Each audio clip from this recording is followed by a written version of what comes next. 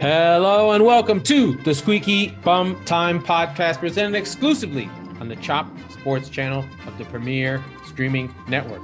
We are recording this again on Thursday, April 27th. I am your host, Laurent Courtines.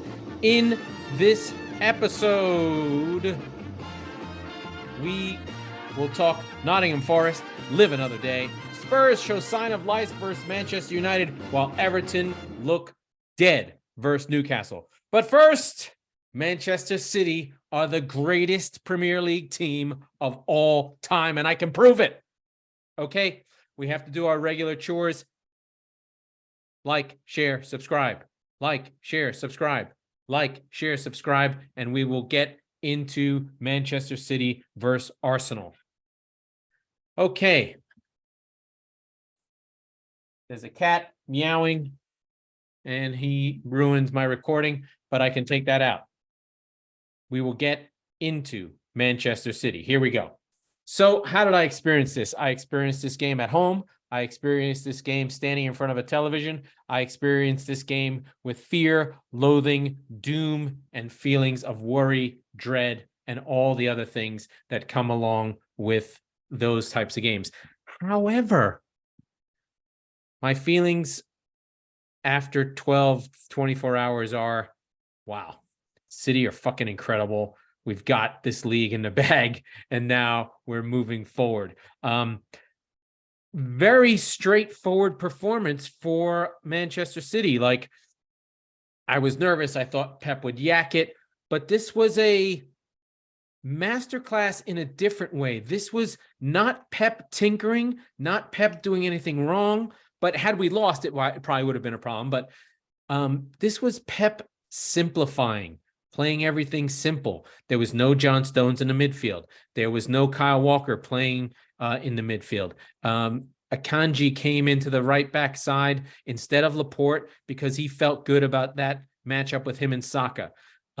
City played a very, very slow, narrow buildup designed to bring Arsenal's aggressive press. He used their youth against them. So he made everything in the park, in the middle of the park, condensed, allowing for De Bruyne and Haaland to hover behind the Arsenal press and in front of the mid-back, in front of the back four.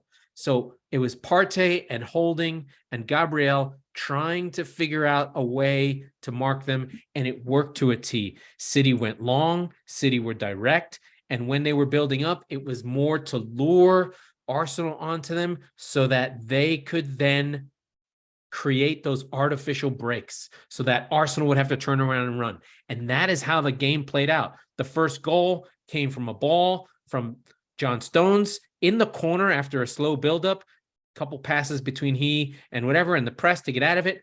Long ball, 60 yards onto Haaland. He battles Holding, lays it off to De Bruyne. De Bruyne takes off, and he beats the whole Arsenal team. Thomas Partey had a complete stinker. He didn't want to go anywhere that De Bruyne went. De Bruyne just stayed on the back of him, kept moving around, and City had so much joy in the first half, specifically in the first half hour. It was a rout, and the rout was on and big and easy. Even within the first 5 minutes, City had a penalty shout where Partey just stepped across De Bruyne, and if they'd called it, it would have been fine. VAR doesn't do it. There's a lot of fouling a little bit early on, but not too bad. So we have De Bruyne's goal. Then De Bruyne again has a good shot that's blocked.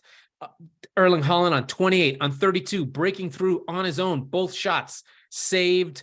Haaland is a beast. He's running through the field. Then Arsenal have a little bit of a moment. Thomas Partey, edge of the box, left foot. He doesn't quite, right foot doesn't quite nail it, doesn't quite get it. It's an easy save. Then Haaland again, 2 more times on 36 and 41. So in the first half, Haaland with 4 different opportunities where he broke in on goal. Just really high scoring opportunities, especially the one on 28, where you're like, holy shit, what is going on? City were flooding the middle, breaking through the Arsenal press, and they were just on the break as though they were turnovers. And this was all part of Guardiola's plan. He used the youth and exuberance and desire to get on the front foot and the nerves of Arsenal against themselves. It was almost like a jiu-jitsu game where he was pulling our arm. We had everything under control, moving Arsenal where we wanted them to go. City in control of this game, never really had to break a sweat. Nothing coming down the wings.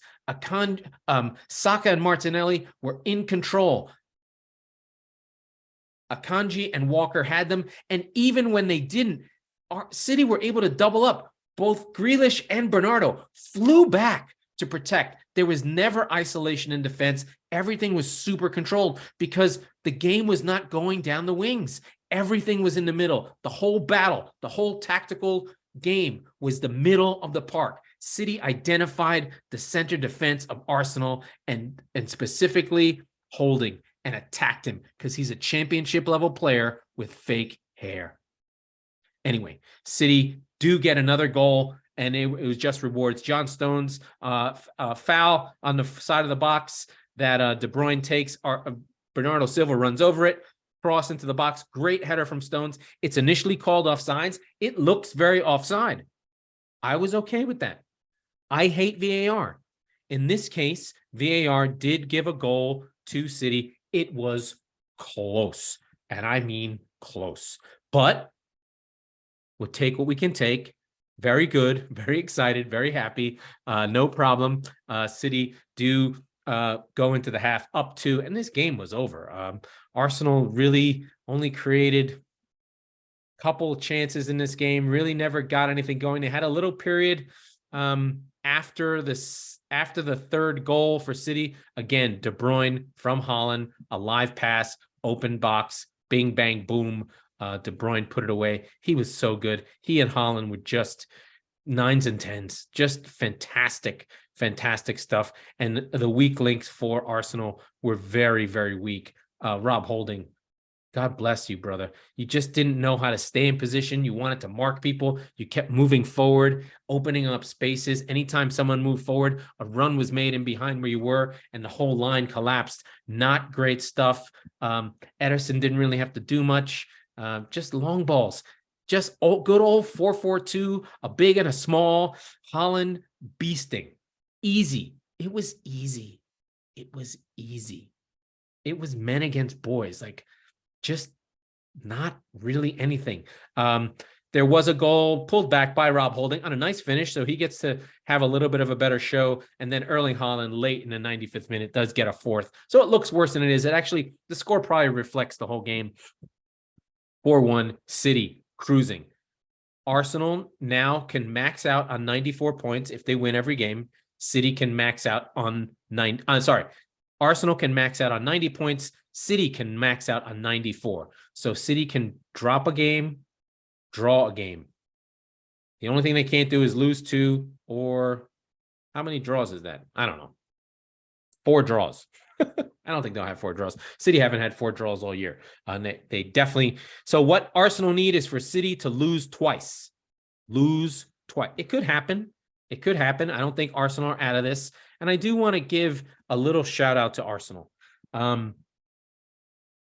They should not hold their heads. They should hold their heads high. This Arsenal team was not expected to be here. This Arsenal team is only disappointed because they got so far along. Had they dropped those Villa games earlier, had they lost those games and not drawn, had they lost that Bournemouth game earlier on, they wouldn't have been in such a position where they would have had to feel this pressure of these 3 draws in a row that did ultimately get to Arsenal. They were regressing to the mean. They're not this good. They're not a 90-point team.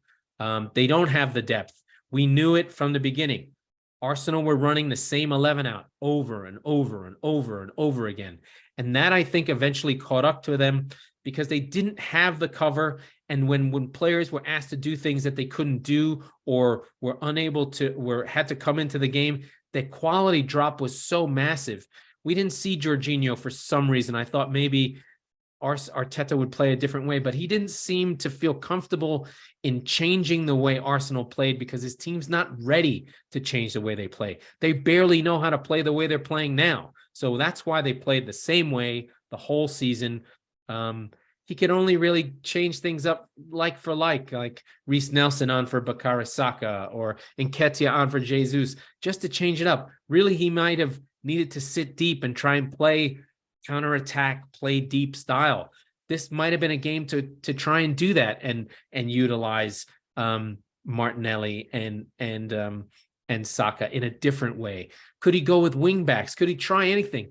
I like to think that there's probably more talent in this team, but Arteta just in the biggest game of the season just didn't feel comfortable to try and do things. Whereas City are constantly evolving, constantly changing. We're a chameleon. We'll play the principles of Pep ball where we keep possession and use our skill, but how we play it and what we do and where the runs are and who's the free man, those are changing all the time.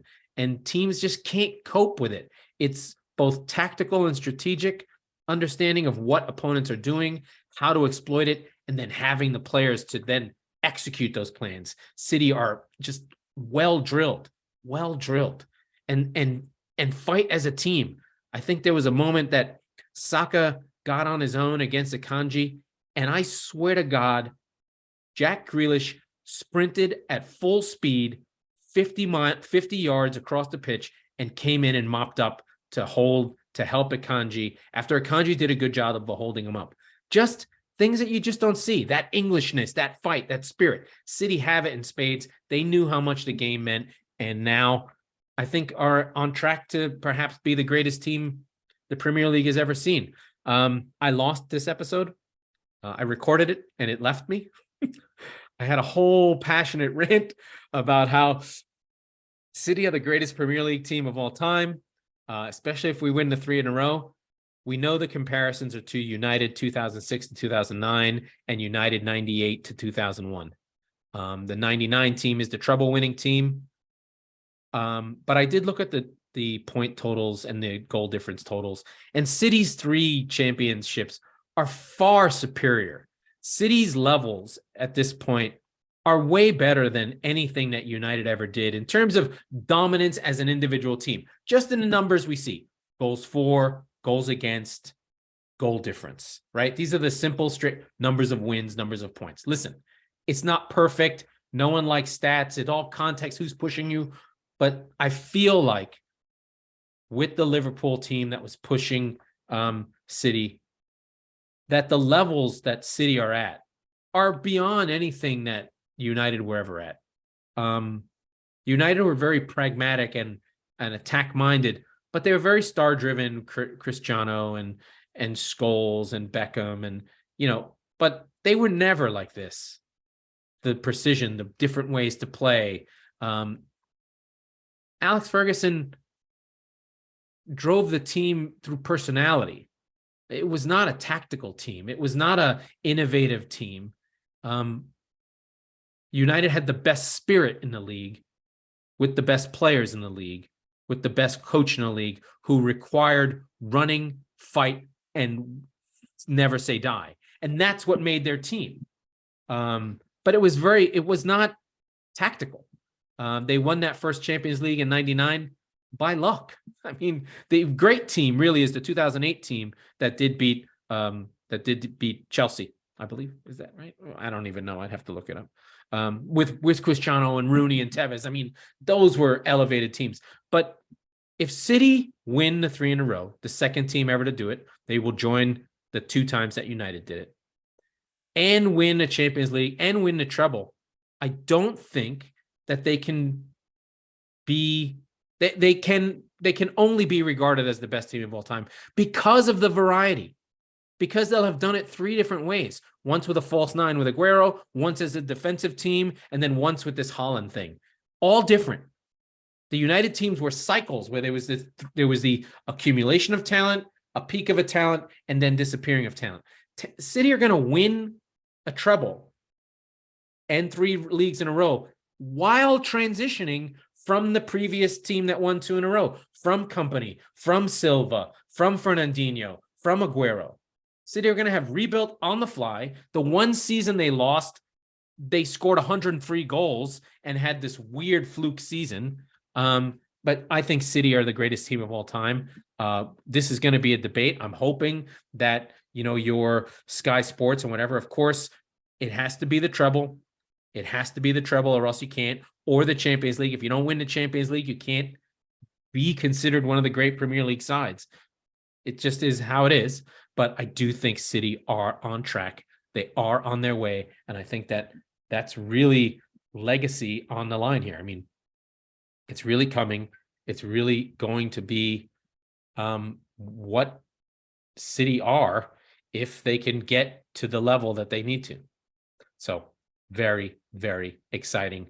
And let's go through the scores, and then we'll pick out some games. So this match week started on Tuesday. This is match week 33, and we'll start on the Tuesday games. Wolves 2, Crystal Palace 0. Uncle Roy now takes 2 poor results in a row, but Ruben own goal by Joachim Anderson and Ruben Neves penalty late gives Wolves all 3 points. They are all but safe. However, Eze was great in this game. He hit the bar. He was in charge. I really love to see a great team get a hold of Eze.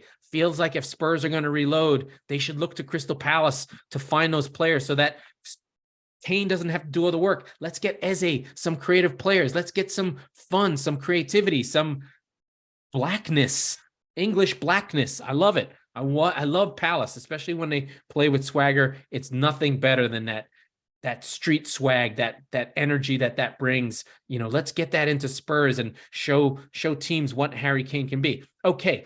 Also on Tuesday, Aston Villa, the great and powerful Unai Emery on a headed goal from Mings, a reverse header. It was pretty cool. They beat Fulham. Fulham having a very, very hard time scoring. This was a completely dominant performance.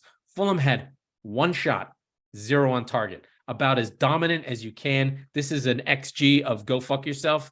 Aston Villa win 1-0. Unai Emery knows how to shut people down. No Mitrovic, no party, nothing on the games. Fulham are, 1-2-3 Cancun, 1-2-3 Marbina. This team's out of the party, and Aston Villa, after they won this game, were actually in the Europa League places, but they do fall down to 6 after we get the Spurs result.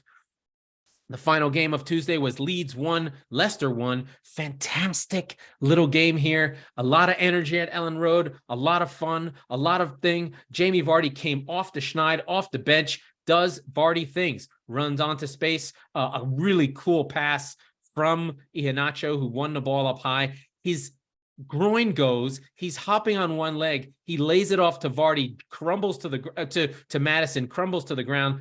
Madison slides in Vardy, and boom, they bring the game level. Really fun, really game. Of course, Leeds can't defend. Of course, Leicester can't defend. One thing I did notice with Leicester, our friend Jakan Shoyenchu is back in the side. He's, of course, now signed for Atletico. He was always good. I don't know what the fuck Brendan Rodgers was doing. Soyuncu and Fais is good, really good. That's a real defense. I have a feeling Leicester will be in it or thereabout. We're going to go to the relegation zone. It's so sad. 2 teams, I got to go, and they're wonderful.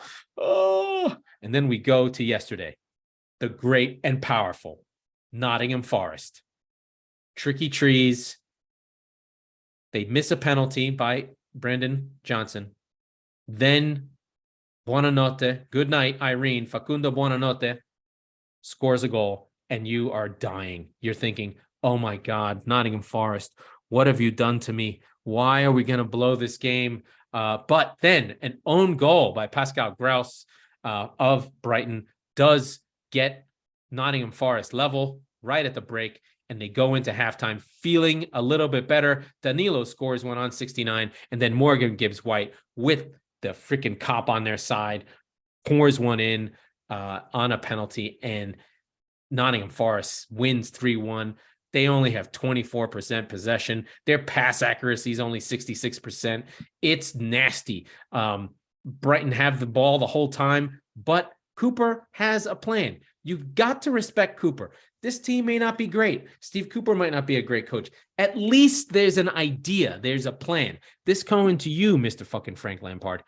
He knows what he's doing. He has the team set up to do a thing. They want to sit deep. They want to do it for a certain amount of time. And then when the time comes, open up and go.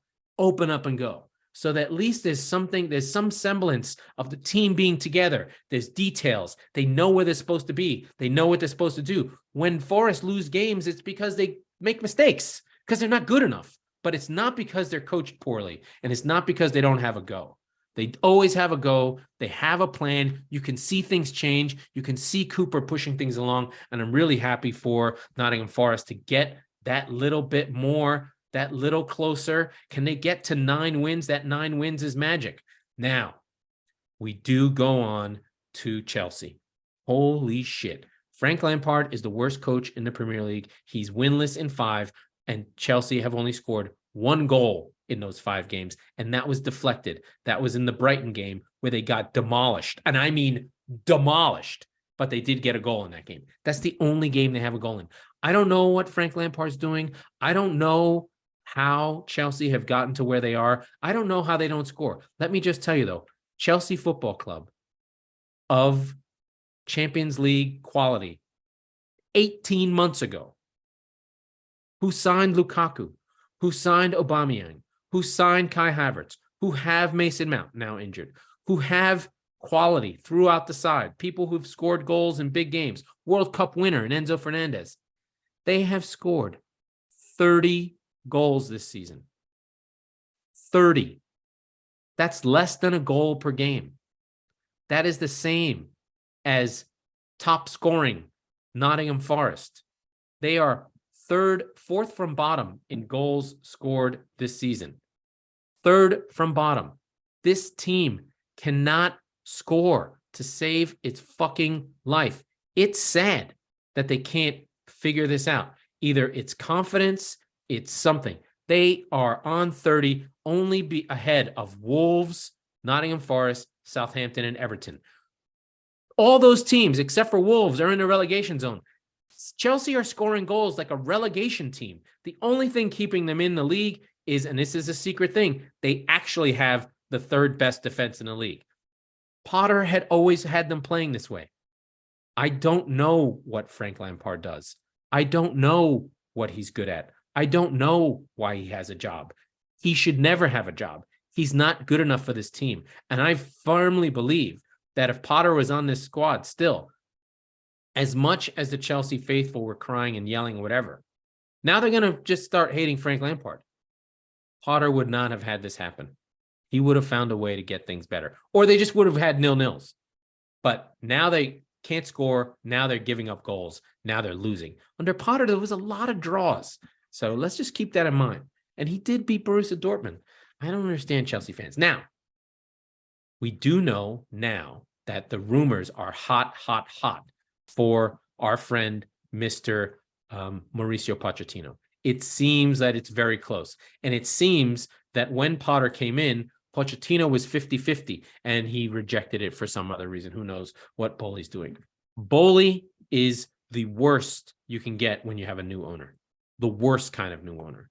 I think historically, new owners do stupid things. They tend to get a little handsy. If you think about basketball in the U.S., Mark Cuban, when he owned the Mavericks, he would get on the court, he would yell, he would go nuts, he'd try and make trades, he'd do crazy stuff, get fined, call out referees, all these crazy things. So he was kind of on the higher end of new owner. Other new owners who've done stupid shit, the Kings, who are now in the playoffs, Rivik Ranadive, he fucking ran that team into the ground for a while, and they've gotten themselves together. And the football side, when Fulham were bought by as Shamir Khan, it didn't really quite work well. They bought too many players when they came up and had the same problem. So maybe the history of new owners with Bowley, they'll get themselves together. But right now, the institution of Chelsea is empty. It has been hollowed out. The thing that I think about, it's like they took a beautiful, I don't know. I keep thinking about a piece of bread that you scoop all the bread out. It's now an empty husk of crust. There's nothing inside. There's no meat. There's nothing. So they've put this figurehead effectively of like the emperor has no clothes, Frank Lampard. Oh, we know him. The fans aren't stupid. They know what you're doing. You're putting up a puppet. But now you're seeing that this puppet has no substance. And Chelsea are just losing and losing and losing. They're now 5 losses in a row for the first time in decades. And they have a real opportunity, thanks Dimas for reminding me, to be the worst team in London. They're currently ahead of Palace and West Ham. There are 7 teams in the greater London area in the league. Arsenal, Tottenham, Brentford, Fulham, Chelsea, West Ham, and Crystal Palace. Chelsea are 2 points ahead of Crystal Palace for 12th, and West Ham are coming up on the rails on 34. But the way Chelsea have been playing, I don't know when they're going to win. They might not give up a goal, but they're not winning any games because they can't score at all. 0 scoring. None. Nunca. Niente. None. No scoring. And Frank's a dope. Sorry, Frank Lampard, but you stink. You are, I think, 6th. You've only gained points 2 of your last 19, a draw and a win. So 17 losses out of 19. Pretty bad there, Mr. Frank. So Chelsea, opportunity to be one of the worst seasons that they've ever had. Pochettino on the way in. Pochettino on the way in. We go to our other friends in London. West Ham hosting the great and powerful Liverpool. Liverpool getting themselves together. They go behind early on a wonder strike by Luis Paqueta. Cody Gakpo brings them level on an outside-the-box shot that was set up by Trent Alexander-Arnold. A really fantastic little pass. Trent now seems Klopp figured out what Pep figured out 6 months ago. They're trying to do different things, finally. I always wondered that with Klopp. Like, you're not a tactical genius. He's more like Alex Ferguson. He's, Teutonic Care Bear, hugs, high fives, big teeth. But, it's just run and go kick ass versus, hey, we have a system. We have a thing we're going to do. They're not tactically or, crazy. Liverpool just do Liverpool things. They do what they do the best. It's sort of like the old Vince Lombardi thing where he would go over the power sweep drawn on a board for hours and hours. And I was like, that's what we do. You want to know what's coming? Stop it. So that's Liverpool's thing, right? We press, we go high, we have amazing front end talent, and we have the greatest deep lying passer in the league. He also can't defend, but he's on our team. So it looks like they're moving Trent centrally to sort of change that responsibility of having to affect the game so high and right. He can now affect the game centrally without exposing the wing, so that when he drops back and there's a break, he's not on his own. Konate is out there, Matip is out there, and he can then fill in behind them, so he's less exposed as a defender. Speaking of Matip, he gets the go-ahead goal on an amazing header. Fantastic stuff. But, right now, Liverpool have won 3 in a row, unbeaten in 5, getting themselves back together, up to 7th now. They have an outside shot. They definitely have a shot at Europe. I think 5th is attainable. Going to be really, really difficult to get to that top 4 spot. Basically, it's out of reach. United on 60, Liverpool on 53. Liverpool would have to basically win out and have United essentially collapse at this point. It's going to be really, really hard. It could happen. I think United are a little bit jaded right now, and we'll get to their game as we go through the rest of the week's results. But I thought it was really good. We talked about City already. The mighty, powerful Gary O'Neill and his plucky cherries of Bournemouth. They win again. Tavernier on a daisy cutter, seeing eye single, a seeing eye shot as he skips across the box, finds the corner. Alex McCarthy, no fucking Bazzuno, thank God. Alex McCarthy in goal for Southampton. Didn't make a difference. Bournemouth win the game 1-0. A dominant performance, really. Just, didn't really feel like they needed to possess the ball. They have a plan. I really like Gary O'Neill. He's done a great job keeping this Bournemouth team on side. They've got a plan. They have a set group. They know what they're doing. These are themes. You hear them over and over again. Hey, this guy knows what he's doing. You can see why managers like Steve Bruce and Neil Warnock just stay in the league for a long time, because there's very few managers who can actually affect the team by doing the work, getting them together. So good stuff from Bournemouth, who will likely stay in the Premier League and get their $180 million by being in the league. And they know that they hold off the parachute payments. They stay in the league. Yes, they have a couple of drubbings on their end, but they have a way, and they found a way to get 36 points. They're safe, man. They are safe. They're going to be Premier League team next season. Bournemouth, I had them going down for fucking sure, but I should have sort of remembered how good they were in the Championship against Fulham, really pushed Fulham to the end with Scott Parker, but they were leading it most of the time, and then Fulham just steamrolled past them. But it's good coach, Gary O'Neill. Scott Parker, not so much. Fired, as we know, in Belgium. When you die in Belgium, you really die in Belgium. So what other games that we've got? Let's keep going through the match week. Everton 1, Newcastle 4. Everton really fought and huffed and puffed, especially in the first half. They got sucker punched by an amazing goal on the break from Callum Wilson. What are they going to do? They go into the half down 1-0. Then late in the game, they just faded. Joe Linton on 72. Callum Wilson, again, another wonder goal on 75. The setup by Isak on that one is just pure fucking class. He tiptoes through their whole defense. Michael Keane is still spinning around trying to figure out where he was. No, that's the Murphy goal. That's the one on 81. Just amazing stuff. Dwight McNeil picks one up late on 80, but again, Everton, you can't ship those goals late like that. You got to hold on, because goal difference is going to matter for Everton. They can't find a win. They can't get any goals in this team.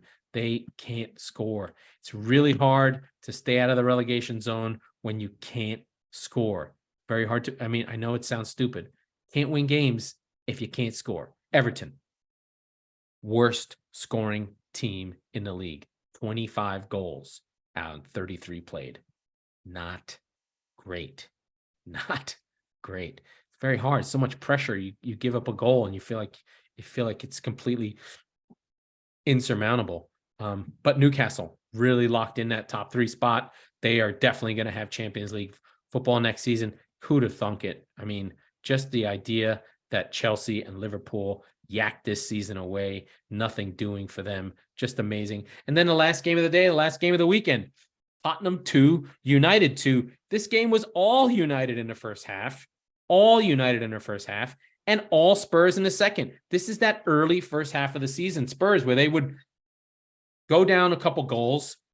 Conte would fire a rocket up their ass, and they'd come out in the second half and go kick some ass.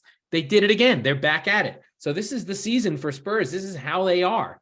They can't sustain or start games in an attacking manner. They've got to get punched in the mouth and taste blood before they turn it on.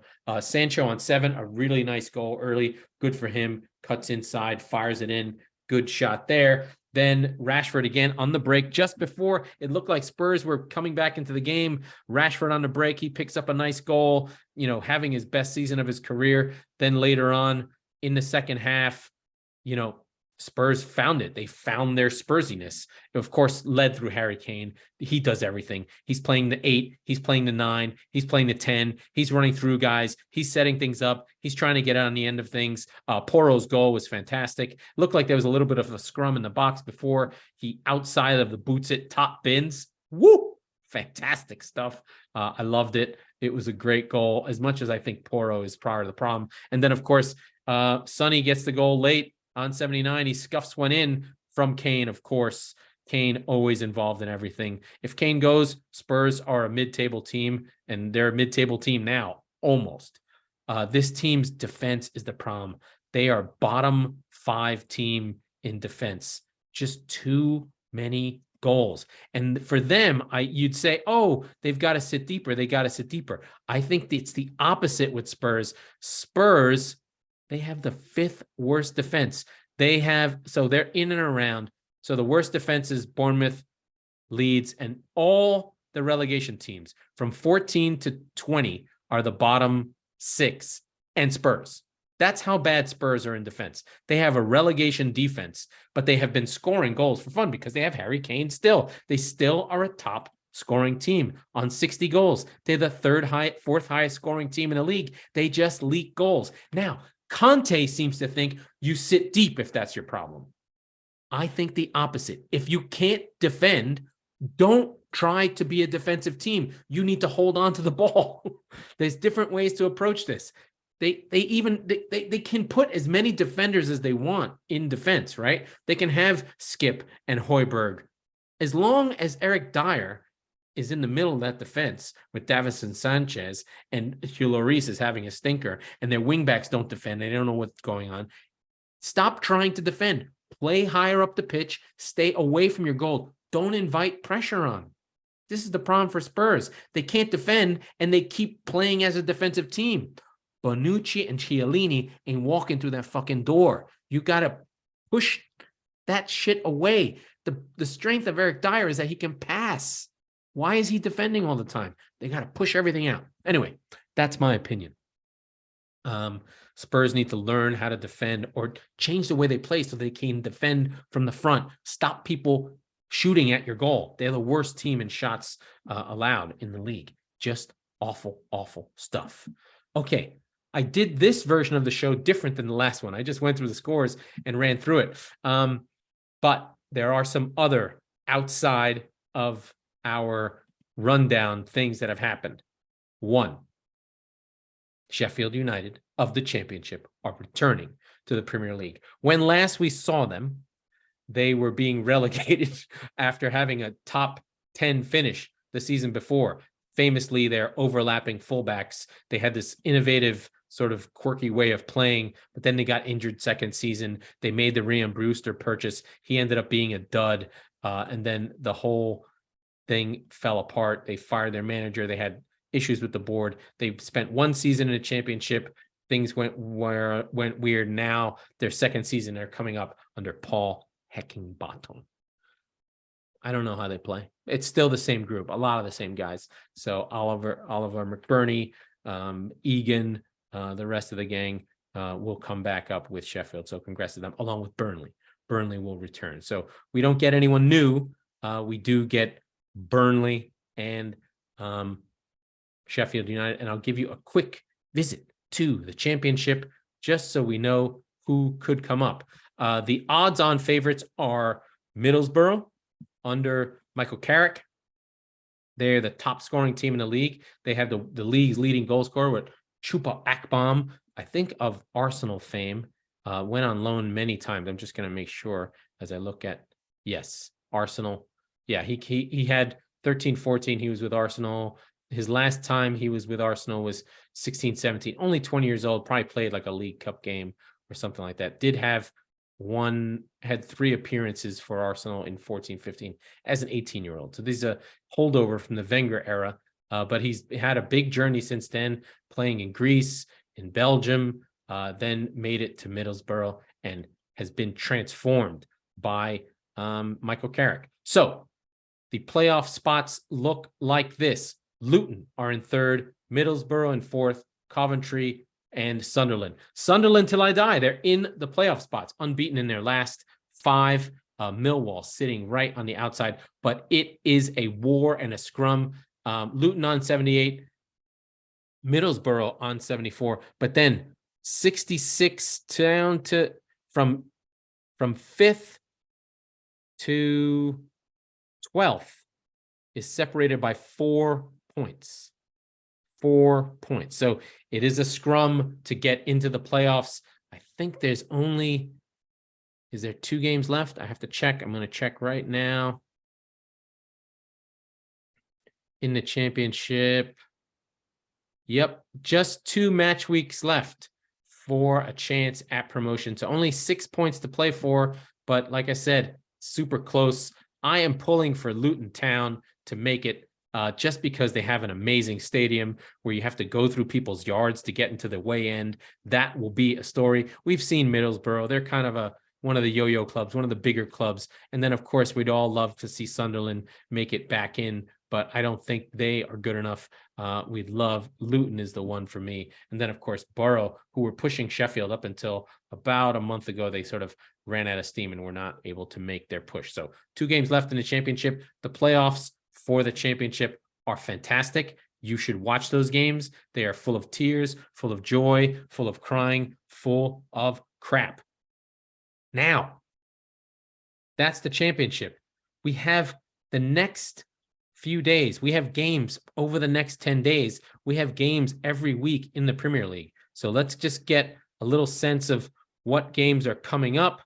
Saturday, Palace versus West Ham, Brighton versus Wolves, Brentford versus Nottingham Forest. The names I've read first Palace are at home, Brighton are at home, Brentford are at home. Then United at home versus Aston Villa, Bournemouth host Leeds, Newcastle host Southampton, and Fulham host Manchester City, with Liverpool and Tottenham at Anfield being the big game on Sunday. Then on Monday night, we have Leicester versus Everton, the massive game I talked about earlier. And Tuesday, Arsenal versus Chelsea. That looks like a makeup game, but I think that just is this match week. Trying to squeeze things in after the World Cup. Then Wednesday again. So Saturday, Sunday, Monday, Tuesday, Wednesday, Thursday. That's 6 days in a row. Then Friday, no game. Then we're back into Saturday. So we just have game after game after game through till the end of the week. So we'll just have lots and lots of games. We'll talk about all those on Monday. Okay, I'm done with version 2 of this show. If this one gets lost, I'm going to kill myself. That was the Squeaky Bum Time podcast with Laurent Courtines. We are the football wing of the Chop Sports channel and presented exclusively by the Premier Streaming Network. We record on Mondays and Thursdays, so be sure to subscribe wherever you get your podcasts so you never miss an episode. And if you're listening on Apple or whatever device you're listening to, please rate and review the show, because it means everything to everyone all the time. And that is that.